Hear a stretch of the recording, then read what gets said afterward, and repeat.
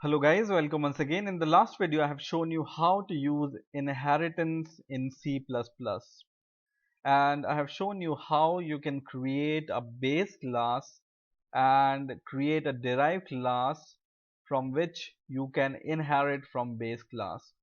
So we have seen in the last video that our shape is our base class. I have given you an example of this polygon and types of polygon, right? And the polygon, for example, shape class was our base class, and the rectangle which was inheriting this shape class was the derived class, right? So we were just calculating the area of rectangle using the inheritance method in this example, right? If you haven't remembered this example, just watch the last video. And in this video I'm going to show you that it's not only that you can inherit from one class, it's also allowed to multiple inheritance or inherit from multiple classes in C++. So if you remember, we have created in the last video a shape class which was our base class, and the rectangle class which was our derived class. Let's create one more base class, for example class,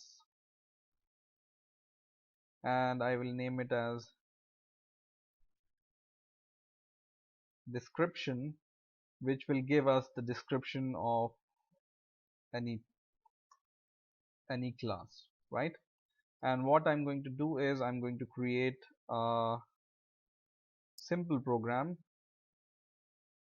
print, and what it takes a string which gives us the description.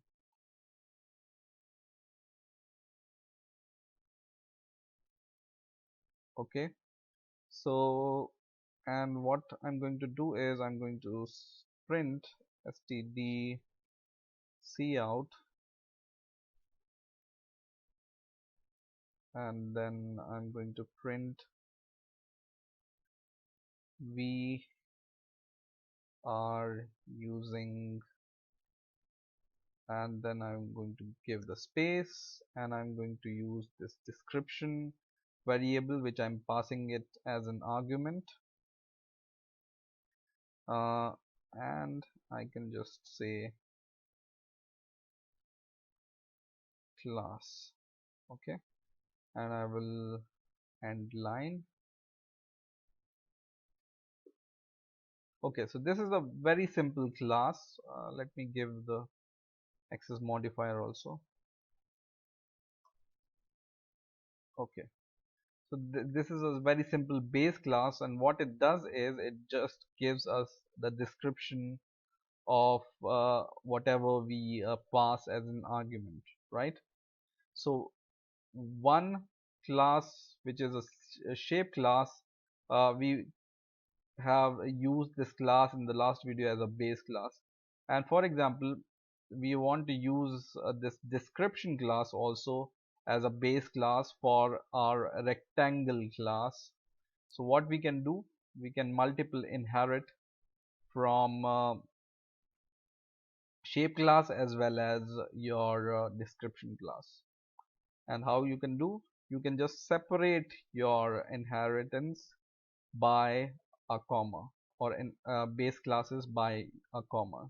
So now this rectangle is um, inheriting from shape class as well as description class, but don't forget to give this access specifier to every base class here. Okay, so we are inheriting from two classes, and now in the main I have created, if you have remembered, that I have created a object called rectangle rec, and I can calculate or set the values using this set value method from our shape base class, right? So from our rectangle object, which is a object of our rectangle class, we can access the method from the base class, which was the shape class. In a similar way, we can access the method from description class from or by using the object of our rectangle class, because we are inheriting from our description class into the rectangle class also, right?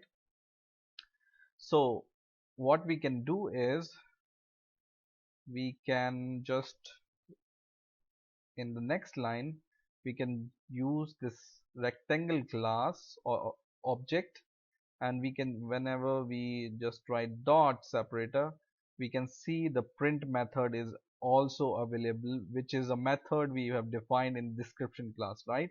But because we are inheriting from description class, it's available to the object of your rectangle class also.